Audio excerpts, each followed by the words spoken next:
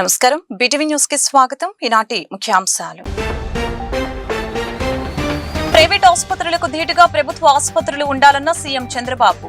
ప్రజా ఆరోగ్య భద్రత పూర్తిగా ప్రభుత్వానిదేనని సీఎం స్పష్టీకరణ. ప్రతి వైద్యశాలకి అడ్వైజరీ కమిటీని నియమించాలని అధికారులకు సూచించిన సీఎం. ప్రజలు కూటమి ప్రభుత్వంపై ఉంచిన నమ్మకాన్ని వమ్ము చేయబోమన్న మంత్రి నారా లోకేష్. 5 ఏళ్లలో 20 లక్షల ఉద్యోగాల కల్పనే తమ ఏకైక అజెండా అని స్పష్టం చేసిన మంత్రి. ఫార్మా, మెడికల్ డివైజెస్, పెట్రోకెమికల్స్ రంగాలకు ఉత్తరాంధ్రను కేంద్ర బిందువుగా మారుస్తామని నారా లోకేష్ హామీ. ఆంధ్రప్రదేశ్ నూతన ప్రభుత్వ ప్రధాన కార్యదర్శిగా బాధ్యతలు చేపట్టిన జి సాయి ప్రసాద్. ప్రస్తుత సీఎస్ కె విజయానంద్ పదవి విరమణతో నూతన సీఎస్ గా సాయి ప్రసాద్ కు బాధ్యతలు అప్పగించిన ఏపీ ప్రభుత్వం. కొత్త సీఎస్ కు పలువురు ప్రముఖుల నుంచి అభినందనల వెల్లువ. ఇంద్రకీలాద్రి అమ్మవారిని దర్శించుకున్న తెలంగాణ రాష్ట్ర రోడ్లు, భవనాలు, సినిమాటోగ్రఫీ శాఖ మంత్రి కోమటిరెడ్డి వెంకటరెడ్డి. శ్రీ కనకదుర్గ అమ్మవారికి ప్రత్యేక పూజలు నిర్వహించిన తెలంగాణ మంత్రి. 2 తెలుగు రాష్ట్రాల ప్రజలు సుభిక్షంగా ఉండాలని అమ్మవారిని వేడుకున్నట్లు తెలిపిన కోమటిరెడ్డి వెంకటరెడ్డి. ప్రైవేట్ ఆసుపత్రులకు ధీటుగా ప్రభుత్వ ఆసుపత్రులు ఉండాలని సీఎం చంద్రబాబు అధికారులకు ఆదేశాలు జారీ చేశారు. ఆసుపత్రి ప్రాంగణం పరిశుభ్రంగా ఉండేలాగా చూడాలని, ప్రజా ఆరోగ్య భద్రత పూర్తిగా ప్రభుత్వానిదేనని స్పష్టం చేశారు. ప్రతి వైద్యశాలకి అడ్వైజరీ కమిటీని నియమించాలని ముఖ్యమంత్రి చంద్రబాబు నాయుడు సూచనలు చేశారు. శనివారం విజయనగరం జిల్లా చీపురుపల్లి సామాజిక ఆరోగ్య కేంద్రాన్ని నేడు సీఎం పరిశీలించారు.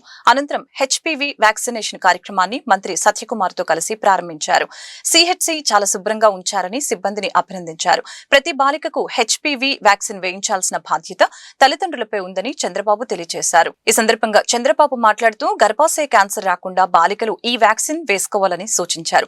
ఒకసారి వ్యాక్సిన్ వేయించుకుంటే గర్భాశయ క్యాన్సర్ నుంచి జీవితాంతం రక్షణ లభిస్తుందని తెలిపారు. రాష్ట్రంలో అందరి ఆరోగ్యం కాపాడే బాధ్యత తీసుకున్నామని అన్నారు. వ్యాక్సిన్ కోసం కోల్డ్ చైన్ పాయింట్లు ఏర్పాటు చేశామని చెప్పారు. ఆరోగ్యం ఆనందం, ఆదాయాన్ని కూడా ఇస్తుందని అన్నారు. ఆరోగ్యాన్ని పెంచుకోగలిగితే జీవన ప్రమాణాలు పెరుగుతాయని తెలియజేశారు. మన ఆహారపు అలవాట్లతోనే క్యాన్సర్ ముప్పు పెరుగుతుందని, దానిని అరికట్టేందుకు హెచ్పీవీ వ్యాక్సిన్ ను ఉచితంగా ఇస్తున్నామని అన్నారు. ఆశీర్వదించినప్పుడంతా మీకోసమే పనిచేస్తా, మీకోసమే ముందుకెళ్ళా. నాకు ఒక తృప్తి, ఎవరికి రాని అవకాశం నాకు వచ్చింది. ఇప్పుడు కూడా పవన్ కళ్యాణ్ కూడా ఈ రాష్ట్రాన్ని బాగు చేయాలని పూర్తిగా అండగా నిలబడ్డాడు. ఇంకో పక్క కేంద్రం వెంటిలేటర్ పై నుండి ఆర్థిక వ్యవస్థకి ఒక చేయూతనిచ్చారు. ఇవన్నీ కూడా ఎందుకు వచ్చాయని మీరు ఆలోచిస్తే 2024లో మీరు తీసుకున్న ప్రధాన నిర్ణయం ఎన్డీఏని గెలిపించాలి అనుకున్నారు, గెలిపించారు. ఢిల్లీలో మన పరపతి పెరిగింది, కేంద్రం కూడా సహకరించింది. ఈరోజు సూపర్ 6, ఈరోజు మీరు ఒకసారి చూస్తే సూపర్ 6ని సూపర్ హిట్ చేశాం. నేను 4,000, 6,000, 10,000, 15,000 రూపాయలు పింఛన్లు ఇచ్చే ఏకైక రాష్ట్రం భారతదేశంలో ఆంధ్రప్రదేశ్ ఒకటే. 62,76,322 మందికి ఇస్తున్నాం. నెలవారీగా 2,726 కోట్ల రూపాయలు ఇస్తున్నాం.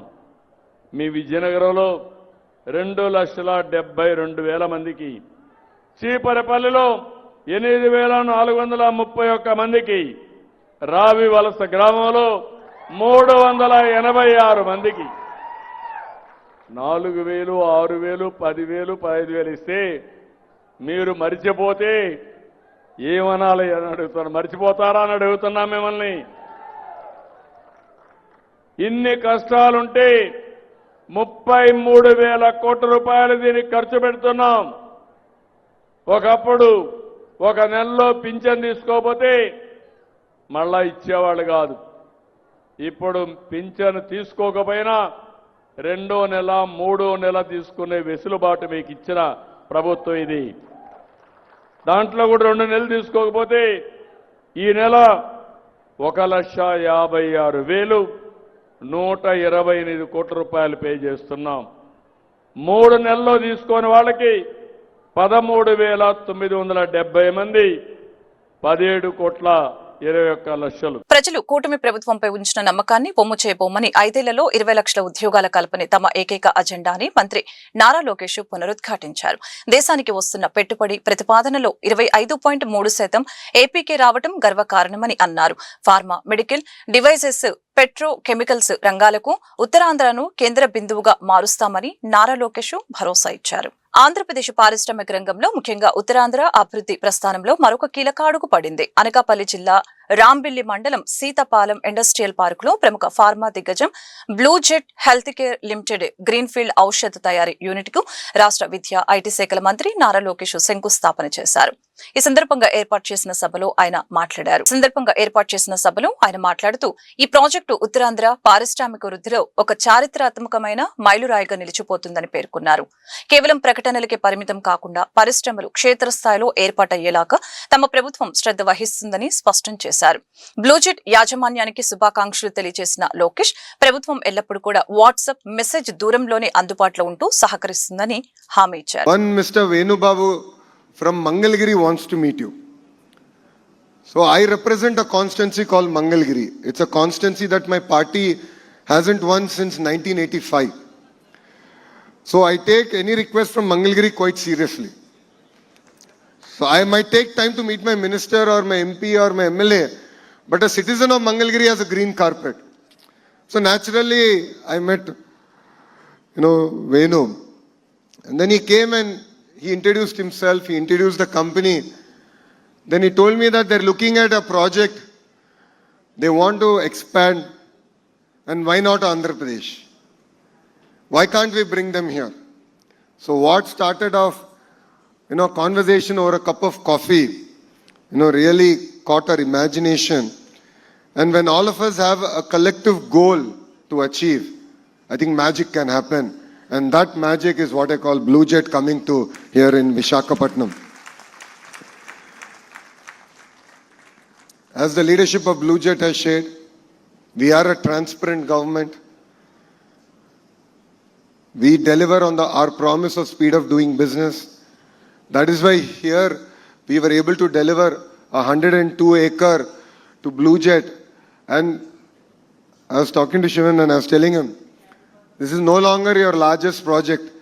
This should be your only project. You should only expand here. And I offered to him that he should relocate to Visakhapatnam with his entire family. And I'll give him an analogy why. If Bangalore were to marry Goa and have an offspring, that is Visakhapatnam. So we have best of both worlds. So you should really consider calling Visakhapatnam now your home. This is a proposed investment here of 2,300 crores.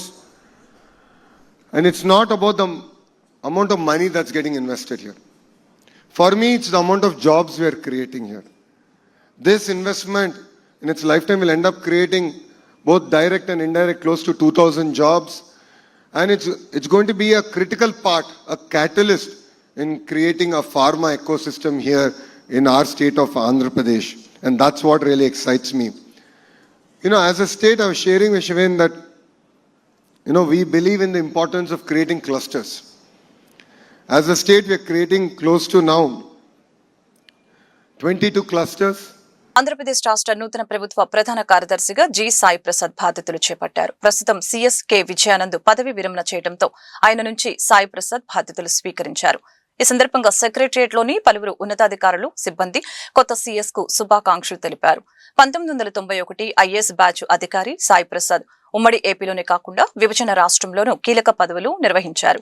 అనుభవం కలిగిన సాయి ప్రసాద్ కు 2024 June నుంచి జల వనరుల శాఖ కార్యదర్శిగా, 2025 జనవరి నుంచి CM ex officio ప్రత్యేక ప్రధాన కార్యదర్శిగా, రెవెన్యూ శాఖ ప్రత్యేక ప్రధాన కార్యదర్శిగా అదనపు బాధ్యతల్ని కూడా ప్రభుత్వం ఆయనకి అప్పగించింది. 2 తెలుగు రాష్ట్రాల ప్రజలు సుభిక్షంగా ఉండాలని ఇంద్రకీలాద్రి అమ్మవారిని ప్రార్థించినట్లు తెలంగాణ రాష్ట్ర రోడ్లు, భవనాలు, సినిమాటోగ్రఫీ శాఖ మంత్రి కోమటిరెడ్డి వెంకటరెడ్డి తెలిపారు.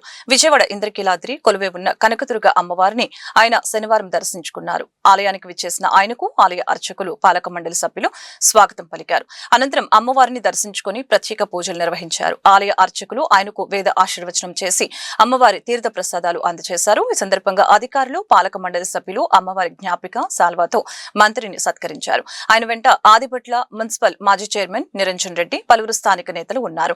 ఆలయానికి వచ్చిన మంత్రితో తెలుగు రాష్ట్రాలకు చెందిన పలువురు భక్తులు సెల్ఫీలు, ఫోటోలు తీసుకునేందుకు వచ్చారు. వారికి మంత్రి అభివాదం చేశారు. ఈ సందర్భంగా మంత్రి మాట్లాడుతూ తాను అమ్మవారిని అత్యంత ఆరాధిస్తానని చెప్పారు.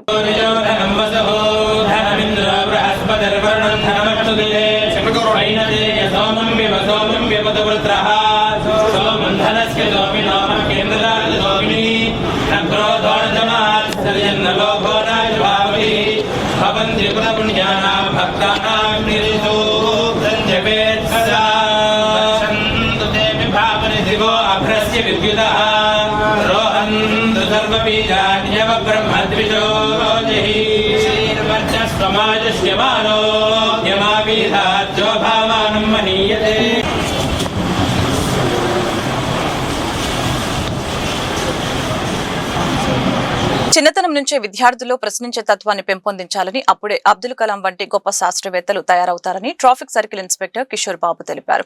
దుర్గాపురంలోని శ్రీ చైతన్య పాఠశాలలో జరిగిన జాతీయ సైన్స్ డే వేడుకలలో పాల్గొన్న ఆయన ఉత్తమ ప్రతిభ కనపరిచిన విద్యార్థులకు ప్రథమ, ద్వితీయ, తృతీయ బహుమతుల్ని అందజేశారు. విద్యార్థులు అడిగే సందేహాలను ఉపాధ్యాయులు ఎప్పుడు ప్రోత్సహించాలని, అదే సైన్స్ అభివృద్ధికి పునాది అని ఆయన అభిప్రాయం వ్యక్తం చేశారు. దుర్గాపురంలోని శ్రీ చైతన్య పాఠశాలలో జాతీయ సైన్స్ డే వేడుకలు అత్యంత ఉత్సాహంగా జరిగాయి. ఈ వేడుకలకు traffic circle inspector Kishore Babu ముఖ్య అతిథిగా విచ్చేసి విద్యార్థులు ప్రదర్శించిన వివిధ సైన్స్ ప్రాజెక్టుల్ని తిలకించారు. అనంతరం ఉత్తమ ప్రతిభ కనపరిచిన విద్యార్థులకు ప్రథమ, ద్వితీయ, తృతీయ బహుమతుల్ని అందజేశారు. ఈ సందర్భంగా సీఐ కిషోర్ మాట్లాడుతూ విద్యార్థులు తయారు చేసిన water filtration, green house effect, electricity మరియు కెమికల్ రియాక్షన్స్ వంటి మోడల్స్ చాలా అద్భుతంగా ఉన్నాయని ప్రశంసించారు. విద్యార్థులు అడిగే సందేహాలను ఉపాధ్యాయులు ఎప్పుడూ ప్రోత్సహించాలని, అదే సైన్స్ అభివృద్ధికి పునాది అవుతుందని ఆయన అభిప్రాయం వ్యక్తం చేశారు. ఈ కార్యక్రమంలో AGM Muralikrishna, IAGM Narendra, academy dean Seenu, coordinator J Srinivasarao మరియు ఇతర సిబ్బంది పాల్గొన్నారు. మెడికల్ అండ్ ఫార్మా మాఫియాను అరికట్టాలని సిపిఐ జాతీయ కార్యదర్శి కె రామకృష్ణ పిలుపునిచ్చారు. రాష్ట్రంలోని కూటమి ప్రభుత్వం విద్య, వైద్య రంగాలలో పూర్తిగా విఫలమైందని ఆయన విమర్శలు గుప్పించారు. ప్రజలకు మెరుగైన జీవన విధానాన్ని అందించడానికి ఉచిత విద్య, వైద్యం అవసరమని, ఆ దిశగా కూటమి ప్రభుత్వం విద్య, వైద్యానికి ఉచితంగా అందించాలని డిమాండ్ చేశారు. మెడికల్ అండ్ ఫార్మా మాఫియాను అరికట్టాలని నినాదాలు చేశారు. ఈ నిరసన కార్యక్రమంలో సిపిఐ జాతీయ కార్యదర్శి రామకృష్ణ, జిల్లా కార్యదర్శి దోనెపూడి శంకర్, నగర కార్యదర్శి కోటేశ్వరరావు పాల్గొన్నారు. ఈ సందర్భంగా వారు మీడియాతో మాట్లాడారు. ప్రజల జీవన విధానాన్ని మెరుగుపరచడం కోసం ఉచిత విద్య, వైద్యం అవసరమని ఈ సందర్భంగా తెలియజేశారు. అలాగని రాష్ట్రంలో ఏ హాస్పిటల్కి వెళ్లినా ఏ వ్యాధికి ఎంత చెల్లించాల్సింది అనేది ఒకే విధంగా నిర్ణయించబడాలని, అదేవిధంగా అన్ని హాస్పిటల్స్ లో ఒకే నిర్ణీత రుసుము ఉండే విధంగా చర్యలు తీసుకోవాలని డిమాండ్ చేశారు. ఈ మెడికల్ మాఫియాను అరికట్టవలసిన బాధ్యత పూర్తిగా ప్రభుత్వంపై ఉందని, మెడికల్ మాఫియాను అరికట్టని ఎడల సిపిఐ ప్రజల పక్షాన పోరాడుతూ ఉద్యమాన్ని మరింత తీవ్రతరం చేస్తామని హెచ్చరించారు. ఎందుకంటే ఈరోజు మనం చూస్తూ ఉంటే మానవుడు తాను సంపాదించిన దాంట్లో అత్యధిక భాగం అంతా కూడా విద్యారంగం పైన, వైద్య రంగం పైన ఖర్చు పెట్టాల్సిన పరిస్థితి రాష్ట్రంలో, దేశంలో దాపురించింది. పైగా ఈరోజు మెడికల్ మాఫియా అనేది విపరీతంగా పెరిగిపోతూ ఉంది. దానికి ఏ ప్రభుత్వాలు కూడా దాన్ని కంట్రోల్ చేయడం లేదు. ప్రభుత్వాలు కూడా వారికి దాసోహం అంటూ ఉన్నాయి. కాబట్టి కింది స్థాయి నుంచి పై వరకు పెద్ద ఎత్తున అవినీతి తాండవిస్తూ ఉంటే దాన్ని కంట్రోల్ చేయడానికి అటు సెంట్రల్ గవర్నమెంట్ కానీ, ఇటు రాష్ట్ర ప్రభుత్వం కానీ ఏమాత్రం చర్యలు తీసుకోవడం లేదు. ఇవాళ మెడికల్ షాపుల్లో ఏదైతే ఫార్మ్ 35 ఉందో దాన్ని పెట్టుకునేది కూడా అన్నీ కూడా ఫేక్ పెట్టుకుంటా ఉన్నారు. అందుకు గాను ప్రతి నెల 30,000 రూపాయలు వారికి లంచాలు ఇస్తూ ఉన్నారు. తరువాత ఇవాళ ఏవైతే డాక్టర్స్ మందులు రాస్తూ ఉన్నారో ప్రైవేట్ ఆసుపత్రుల్లో, ఆ ప్రైవేట్ ఆసుపత్రుల్లో వాళ్ళు రాస్తున్న మందులు కానీ, లేదంటే వాళ్ళు ఏదైతే టెస్టులు చేస్తూ ఉన్నారో ఆ టెస్టుల పేరుతో వేల రూపాయలు ప్రతి పేషెంట్ నుంచి కూడా దౌర్జన్యంగా వసూలు చేస్తూ ఉన్నారు. చట్టపరంగా కాదు, పేరుకు చట్టమే తప్ప అదంతా కూడా పట్టపగలే వారు దోపిడీ చేస్తూ ఉంటే ఆ దోపిడీకి వత్తాసుగా ఈ ప్రభుత్వాలు వ్యవహరిస్తూ ఉన్నాయి తప్ప ఏ ఒక్కరిని కూడా కంట్రోల్ చేసిన పాపాన పోలేదు. అదేవిధంగా ఇవాళ ప్రభుత్వ మెడికల్ కళాశాలలు, ప్రభుత్వ ఆసుపత్రులు ఏవైతే ఉన్నాయో వాటిపైన కూడా సరైన నిఘా ఉండడం లేదు. ఈరోజు పర్యవసానంగా సాధారణ పౌరులందరూ కూడా ఈ వైద్య రంగం యొక్క దోపిడీకి వారందరూ కూడా బలవుతూ ఉన్నారు. ఇలాంటి నేపథ్యంలో మన ముఖ్యమంత్రి చంద్రబాబు నాయుడు గారు ప్రభుత్వ రంగంలో నిర్వహించాల్సిన మెడికల్ కళాశాలలు కూడా ప్రైవేటు వారికి అప్పజెప్పి మీరందరూ కూడా దోపిడీ చేసుకోండి అని చెప్తా ఉన్నారు. అంటే దేశంలో చాలా చోట్ల ప్రైవేట్ మెడికల్ కాలేజీలు ఉన్నమాట వాస్తవమే.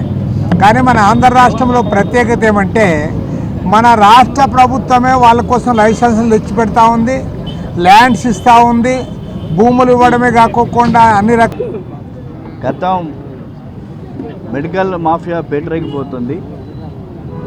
దాంట్లో గత సంవత్సరం ఆపరేషన్ ఈగిల్ అని చెప్పేసి, ఆపరేషన్ గరుడ అని చెప్పేసి ఒక పెద్ద ఎత్తున దాడులు నిర్వహించింది.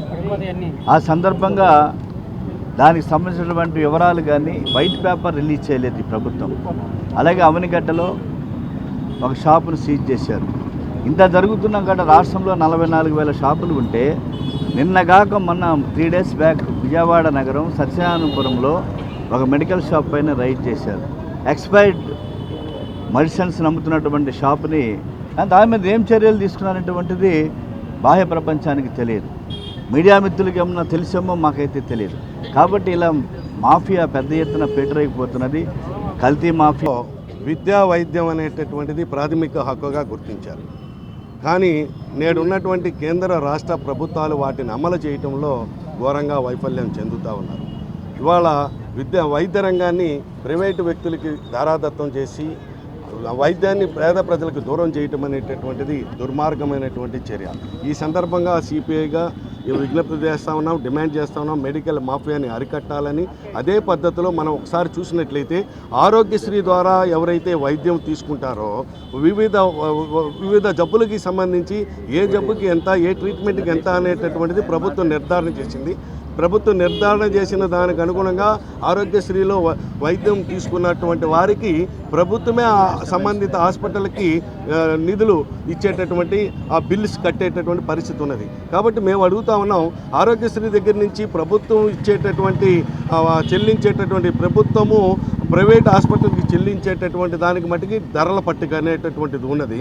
కానీ పేదవాడు డైరెక్ట్గా వెళ్ళి వైద్యం చేయించుకుంటే మట్టికి ధరల పట్టిక లేదు. హాస్పిటల్కి వ్యత్యాసం. అదే ట్రీట్మెంట్ ఒక హాస్పిటల్లో ₹1,00,000 ఉంటే ఇంకొక హాస్పిటల్కి వెళ్ళేటప్పుడు ₹2,00,000 అయ్యేటటువంటి పరిస్థితి ఉన్నదే. అంతేకాకుండా అవసరానికి అనుగుణంగా అవసరానికి మించి కూడా డయాగ్నోస్ రాష్ట్రంలో బ్రాహ్మణుల రాజకీయ, ఆర్థిక, సామాజిక స్థితిగతులపై ఏపీ బ్రాహ్మణ సేవా సంఘం సమైక్య ఆందోళన వ్యక్తం చేసింది. ఒకప్పుడు 36 మంది శాసనసభ్యులు ఉన్న బ్రాహ్మణులు నేడు 0కు చేరడం దౌర్భాగ్యమని ఫెడరేషన్ ప్రతినిధులు ఆందోళన వ్యక్తం చేశారు. కూటమి ప్రభుత్వం బ్రాహ్మణులకు రాజ్యసభ సభ్యునిగా అవకాశం కల్పించాలని సమైక్య సెక్రటరీ జనరల్ ద్రోవనం రాజు రవికుమార్ డిమాండ్ చేశారు. ఆల్ ఇండియా బ్రాహ్మణ ఫెడరేషన్ 2026-29 గాను దేశవ్యాప్తంగా నూతన కమిటీని ప్రకటించారు.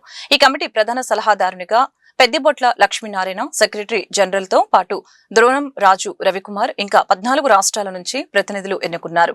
ఈ సందర్భంగా ఫెడరేషన్ సెక్రటరీ జనరల్ ద్రోణం రాజు రవికుమార్, పెద్దబొట్ల లక్ష్మీనారాయణ, కోనేరు సతీష్ శర్మ మాట్లాడారు. 15 ఏళ్ల తర్వాత రాష్ట్రానికి జాతీయ స్థాయిలో కీలక పదవులు దక్కడం హర్షణీయమని తెలియజేశారు. 1984లో స్థాపించిన ఈ 2 సంస్థలు దశాబ్దాలుగా బ్రాహ్మణుల సంక్షేమం కోసం కృషి చేస్తున్నాయని తెలియజేశారు. బ్రాహ్మణులకు కేబినెట్ పదవి అందుబాటులో లేకపోవడంతో తిరుమల తిరుపతి దేవస్థానం లెటర్ కోసం కూడా ఇబ్బందులు పడాల్సి వస్తుందని తెలియజేశారు. బ్రాహ్మణుల ఆర్థిక, సామాజిక, రాజకీయ స్థితిగతులపై ఒక సమగ్ర నివేదికను చేసి అన్ని రాజకీయ పార్టీలకు అందజేయనున్నట్లు ఈ సందర్భంగా తెలిపారు. ఈ సందర్భంగా కమిటీలో సభ్యులకు నియామక పత్రాలు అందజేశారు.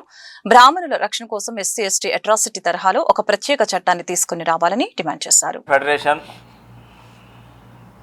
సెక్రటరీ జనరల్గా మేము ఎన్నిక కాబడడం, 2 ఈరోజు ఆల్ ఇండియాకి సంబంధించిన కమిటీని ఈరోజు ప్రకటించుకోవడం, దాంతోపాటు నేడు ఉన్న రాజకీయ పరిస్థితులు కానీ వివిధ దేవాలయాల్లో జరుగుతున్న పరిస్థితులకు అనుగుణంగా ఈరోజు మా విలేకరుల సమావేశం ఏర్పరచుకోవడం జరిగింది.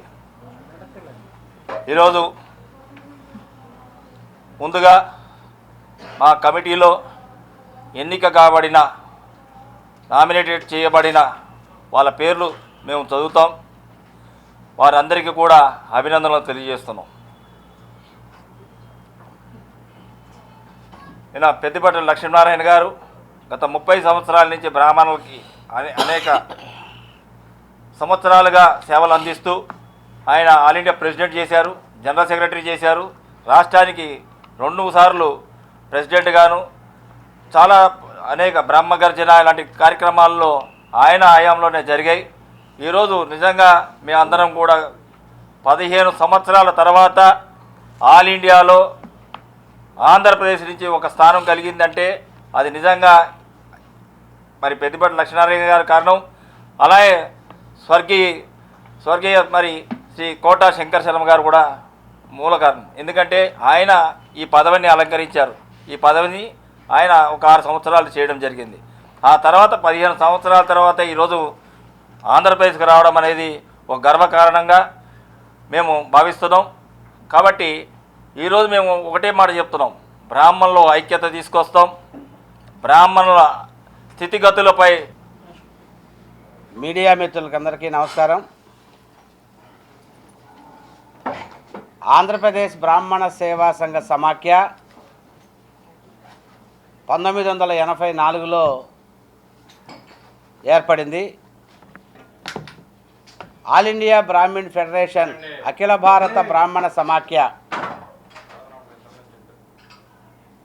1984లోనే స్థాపించబడింది భారతదేశం యావత్తు. దానికి అఫిలియేషన్గా ఆంధ్రప్రదేశ్ బ్రాహ్మణ సేవా సంఘ సమాఖ్య స్థాపితమైంది కూడా 1984లో విశాఖపట్నం వేదికగా భారతదేశం యావత్తు రాజకీయ, సామాజిక, ఆర్థిక అంశాల ప్రాతిపదిక పైన ఏర్పడినటువంటి ఈ 2 అసోసియేషన్లు కూడా యావత్ బ్రాహ్మణ జాతికి సామాజికంగా, ఆర్థికంగా, రాజకీయంగా చైతన్యవంతులు చేసే కార్యక్రమాల్లో భాగంగా ఎన్నో కార్యక్రమాలను చేపట్టినటువంటి సందర్భం. మొన్న 2026, 2029 ఆల్ ఇండియా బ్రాహ్మణ్ ఫెడరేషన్ దేశవ్యాప్తంగా కూడా నూతన కమిటీని నియమించినటువంటి సందర్భం. దానికి జనాభా దామాషా ప్రకారం బీసీలకు 44% రిజర్వేషన్లు కల్పించాలని రాజ్యాధికార పార్టీ వ్యవస్థాపకులు విజిఆర్ నారగోని, రాష్ట్ర మహిళా అధ్యక్షురాలు పాటూరి దేవి డిమాండ్ చేశారు. కేంద్ర ప్రభుత్వం చేపట్టనున్న జనగణనతో పాటు కులగణన కూడా చేపట్టాలని, రానున్న పార్లమెంట్ సమావేశాల్లోనే దీనిపై నిర్ణయం ప్రకటించాలని కోరారు. బీసీలు వెన్నెముకగా చెప్పుకునే రాజకీయ పార్టీలు సైతం తమకు సముచిత ప్రాతినిధ్యం కల్పించడం లేదని ఆవేదన వ్యక్తం చేశారు. బీసీలకు రిజర్వేషన్లను పెంచాలని, కుల గణనలో బీసీ ఫార్మట్ విధానాన్ని తీసుకుని రావాలని కోరుతూ రాజ్యాధికార పార్టీ ఆధ్వర్యంలో మహాధర్నా నిర్వహించారు. అలంకార్ సెంటర్లో జరిగిన ఈ ఆందోళనకు పార్టీ వ్యవస్థాపకులు విజిఆర్ నారకోని, రాష్ట్ర మహిళా అధ్యక్షురాలు పాటూరి దేవి నేతృత్వం వహించారు. జనాభా దామాషా ప్రకారం బీసీలకు 44% రిజర్వేషన్లు కల్పించాలని డిమాండ్ చేశారు. జనాభాలో సింహభాగం ఉన్నప్పటికీ అన్ని రాజకీయ పార్టీలు బీసీలకు ఓటు బ్యాంకుగానే వాడుకుంటున్నారని ఆగ్రహం వ్యక్తం చేశారు. ఇలాంటి రాజకీయాలకు స్వస్తి పలుకుతూ బీసీలకు రాజ్యాధికారమే లక్ష్యంగా తమ పార్టీ పనిచేస్తుందని చెప్పారు. బీసీలకు 44% రిజర్వేషన్లు కల్పించే వరకు ఆందోళన సాగిస్తామని తెలియజేశారు. ఈ ఆందోళనలో 2 తెలుగు రాష్ట్రాలకు చెందిన పార్టీ నాయకులు వెంకన్న, జయబాబు తదితరులు పాల్గొన్నారు.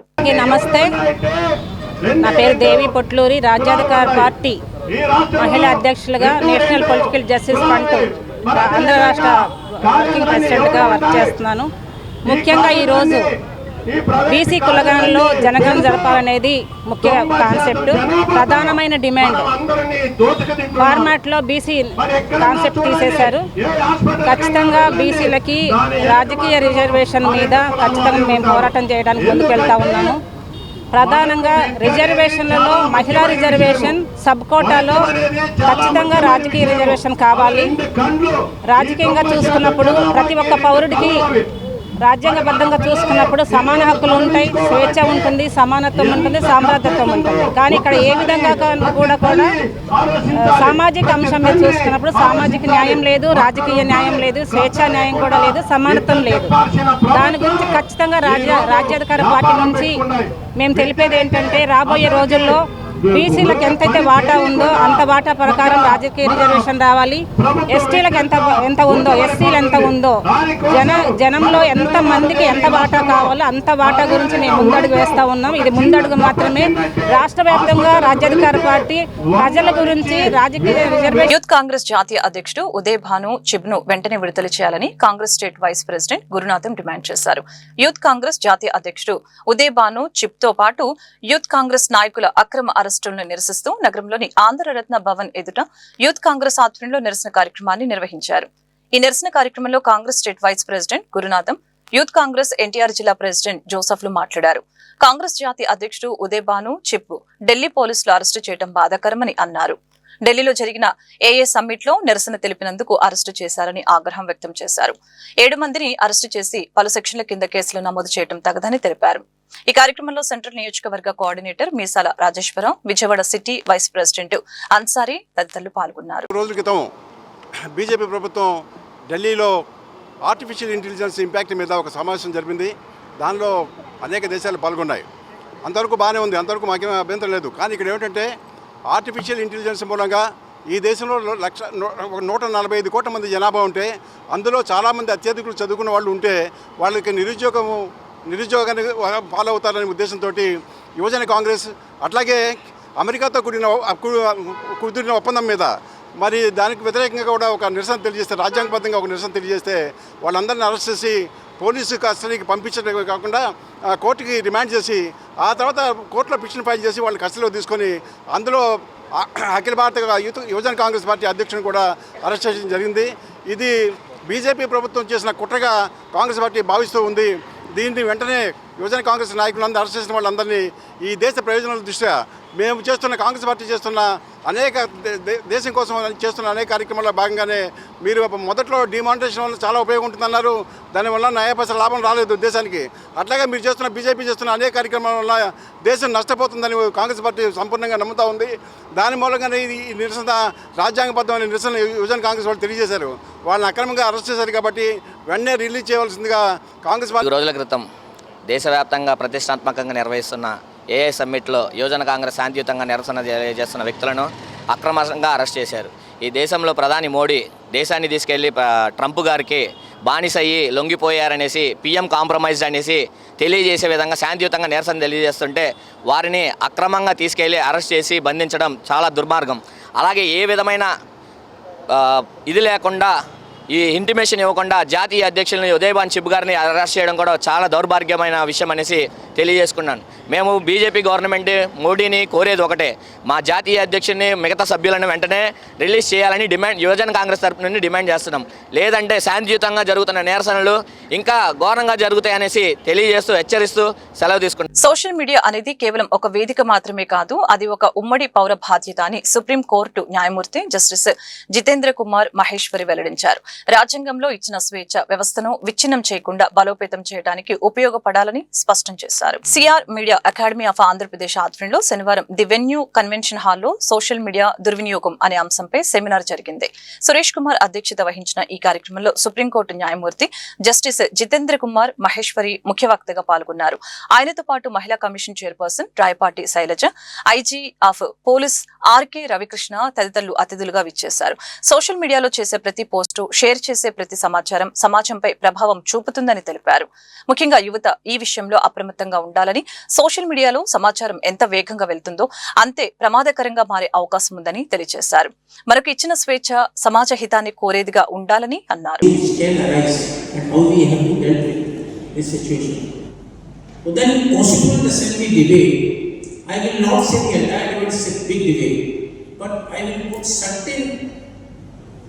two persons who quoted this, and that was to understand then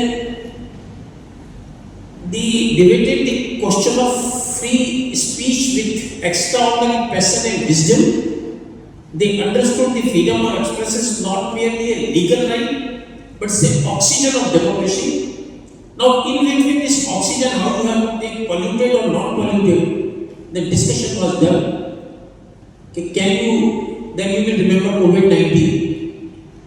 Although even you try to take non-polluted oxygen, what is the consequence? You thought of it. Because I was there during COVID-19, so I remember.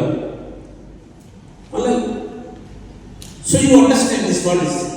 So at that time, when Algura Sastri, who was representing the state of UP, during this మనిషి ఉంటాడు, ప్రతి మనిషి లోపల మనిషి ఉంటాడు. ఆ లోపల మనిషిని అట్రాక్ట్ చేస్తాయి ఇటువంటి కంటెంట్. ఈ లోపల మనిషిని ఈ కంటెంట్, ఈ రకమైన కంటెంట్ అట్రాక్ట్ చేస్తుంది అన్న సూత్రం మీద ఆధారపడి సోషల్ మీడియా పనిచేస్తుంది. అందుకే ఆ కంటెంట్ని సోషల్ మీడియా ప్లాట్ఫామ్స్ ఎంకరేజ్ చేస్తాయి. దీన్ని మరో రకంగా చెప్పాలంటే సోషల్ మీడియా ట్రాక్షన్కి అనుగుణంగా తయారై అనుభవించే ఉన్నాయో అవి మనిషి ఆలోచనను షేప్ చేస్తున్నాయి. సాఫ్ట్వేర్ అల్గోరిథం అంటే సాఫ్ట్వేర్ అనేది చాలా సైలెంట్గా, నిశ్శబ్దంగా సమాజం నడకను ఇన్ఫ్లుయెన్స్ చేస్తుంది, ప్రభావితం చేస్తున్నది. అది ఎంత ప్రమాదకరమైన విషయం దాన్ని ఆలోచించండి ఒకసారి. గుర్తుపెట్టుకోండి, సోషల్ మీడియా ప్లాట్ఫామ్లో వాటి ఇన్వాల్వ్ నడిపేది ఫేస్బుక్, యూట్యూబ్, మరొక ఇన్స్టాగ్రామ్ కూడా. ఈ సోషల్ మీడియా ప్లాట్ఫామ్స్ని ఆ యజమానులు నడిపేది సమాజం కోసం కాదు, వాటి లాభాల కోసం నడుపుతున్నారు, డబ్బు కోసం నడుపుతున్నారు. నేతాజీ వంతెన వద్ద సబ్వే కోసం 8 ఏళ్లుగా పోరాడుతున్న పట్టించుకొని అధికార పార్టీ నేతలు సిపిఎం చేస్తున్న పోరాటాలను తక్కువ చేసి మాట్లాడడంపై సిపిఎం నాయకులు దోనెపూడి కాశీనాథ్ నిప్పులు చెరిగారు. పదవులను అడ్డుపెట్టుకుని పర్సంటేజీలు, వాటాల కోసం పనిచేసే వారికే ప్రజా పోరాటాలు వింతగా కనిపిస్తాయని ఎద్దేవా చేశారు. ప్రజా సమస్యల పరిష్కారం కోసం పోరాటాలు చేసిన చరిత్ర సిపిఎం పార్టీకే ఉందని తెలిపారు. సిపిఎం నాయకులు దోనెపూడి కాశీనాథ్ ఆధ్వర్యంలో కృష్ణలంక రాణిగారి తోట సిపిఎం పార్టీ కార్యాలయంలో శనివారం మీడియా సమావేశం జరిగింది. ఈ సమావేశంలో ఆయన మాట్లాడుతూ ప్రజల పక్షాన చేస్తున్న పోరాటాలను తెలుగుదేశం పార్టీ నాయకులకు డ్రామాలుగా కనపడుతున్నాయని చెప్పారు. నేతాజీ వంతెన వద్ద, రాణిగారి తోట వద్ద ప్రజలు రోడ్డు దాటాలంటే ప్రాణాలు అరచేతిలో పెట్టుకోవాల్సిన పరిస్థితి ఏర్పడిందని అన్నారు. గతేడాది జులైలో ఎన్హెచ్ఐ కార్యాలయం వద్ద పెద్ద ఎత్తున ఆందోళన చేపట్టిన నేటికి ప్రభుత్వం నుంచి ఎటువంటి స్పందన రాలేదని తెలిపారు. ఈ కార్యక్రమంలో తూర్పు నగర కమిటీ కార్యదర్శి కృష్ణ తదితరులు పాల్గొన్నారు. 23 కిలోమీటర్ల 19 రోడ్లకి సంబంధించిన సమస్యను కూడా ఖచ్చితంగా మేము వ్యతిరేకించాం. పీపీపీ మోడ్ అనేటువంటిది మేము వ్యతిరేకిస్తాం. అంటే 5 సంవత్సరాల పాటు 10 ఏళ్ళు కాంట్రాక్ట్ అనుభవిస్తాడు, 5 ఏళ్ళు కార్పొరేట్లు బాగు చేయాలా? ఎంత దుర్మార్గమైనటువంటిదండి. ఎంపీ గారు మీరు అది చూడండి, ఆ డిపిఆర్లోది పరిశీలన చేయండి. మేము కాదు మధునేత నటిస్తుంది, మీ పాలకులు, మీరు మధునేత నటిస్తున్నారేమో. కమ్యూనిస్టులుగా, సిపిఎం పార్టీగా ఏ సమస్య వచ్చినా విద్యుత్ రంగం సంస్కరణల పేరుతో నడుస్తూ ఉన్న దానికి వ్యతిరేకంగా ఆనాడు నిలబడ్డాం, ఈనాడు నిలబడ్డాం. పట్టాలు రిజిస్ట్రేషన్ల సమస్య మీద ఆనాడు పోరాటాలు చేశాం, ఈనాడు పోరాటాలు చేస్తున్నాం. మాకు వాళ్ళు వీళ్ళు అని చెప్పనేటువంటి వ్యత్యాసం కానీ తేడా కానీ ఏంలే. మాకొకటే, పాలకులుగా ఎన్నుకున్నందుకు సమస్య పరిష్కరిస్తారా లేదా? 1 టౌన్లో యూజీడీ వచ్చిన తర్వాత ఎస్టీపీలు కట్టేటువంటి దౌర్భాగ్యం లేక 1 టౌన్ యూజీడీ ఇంతవరకు ఇంప్లిమెంట్ కానేటువంటి పరిస్థితుల్లో ఉంటే పట్టలా మీకు? అది జనం అడుగుతా ఉన్నారు. జనం తరఫున మేం ప్రయత్నిస్తున్నాం. సమాధానం చెప్పాలా లేదా? మీరు చెప్పాల్సింది. అందుకని మొద్దుతో నటిస్తుంది మీరు, మేం కాదు, సిపిఎం కాదు. ఈ విషయం తేడతెల్లం చేయదలిచాం. అందుకని డ్రామాలు, యాక్టింగ్లు కమ్యూనిస్టులు చేయరు. అదేదైనా ఉంటే ఆపాదించేటువంటి వాడు చేసుకోవాలా, ఆ డ్రామాలను అయ్యి. అందుకని మేము ప్రజా సమస్యల మీద ఏ ఒక్కటి వదిలిపెట్టాం. ప్రజా సమస్యల మీద ప్రజల్ని కదిలిస్తాం, ప్రజల్ని పరిష్కారానికి రమ్మనమని కోరుతాం. ప్రజలు వస్తే ప్రజలకు అండగా నిలబడతాం, ప్రజా ఉద్యమాలు చేపడతాం. ఇది సిపిఎంగా మేము నిర్వహిస్తున్నటువంటిది. అది దయచేసి. వార్తలు ముగించే ముందు ముఖ్యాంశాలు మరొకసారి. ప్రైవేట్ ఆసుపత్రులకు ధీటుగా ప్రభుత్వ ఆసుపత్రులు ఉండాలన్న సీఎం చంద్రబాబు. ప్రజా ఆరోగ్య భద్రత పూర్తిగా ప్రభుత్వానిదేనని సీఎం స్పష్టీకరణ. ప్రతి వైద్యశాలకి అడ్వైజరీ కమిటీని నియమించాలని అధికారులకు సూచించిన సీఎం. ప్రజలు కూటమి ప్రభుత్వంపై ఉంచిన నమ్మకాన్ని వమ్ము చేయబోమన్న మంత్రి నారా లోకేష్. 5 ఏళ్లలో 20 లక్షల ఉద్యోగాల కల్పనే తమ ఏకైక అజెండా అని స్పష్టం చేసిన మంత్రి. ఫార్మా, మెడికల్ డివైజెస్, పెట్రోకెమికల్స్ రంగాలకు ఉత్తరాంధ్రను కేంద్ర బిందువుగా మారుస్తామని నారా లోకేష్ హామీ. ఆంధ్రప్రదేశ్ నూతన ప్రభుత్వ ప్రధాన కార్యదర్శిగా బాధ్యతలు చేపట్టిన జి సాయి ప్రసాద్. ప్రస్తుత సీఎస్ కె విజయానంద్ పదవి విరమణతో నూతన సీఎస్ గా సాయి ప్రసాద్ కు బాధ్యతలు అప్పగించిన ఏపీ ప్రభుత్వం. కొత్త సీఎస్ కు పలువురు ప్రముఖుల నుంచి అభినందనల వెల్లువ. ఇంద్రకీలాద్రి అమ్మవారిని దర్శించుకున్న తెలంగాణ రాష్ట్ర రోడ్లు, భవనాలు, సినిమాటోగ్రఫీ శాఖ మంత్రి కోమటిరెడ్డి వెంకటరెడ్డి.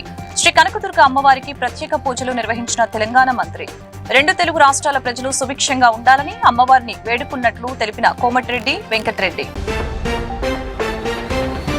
ఈ వార్తలు ఇంతటితో సమాప్తం. మరొక బులెటిన్ మళ్ళీ కలుద్దాం. నమస్కారం.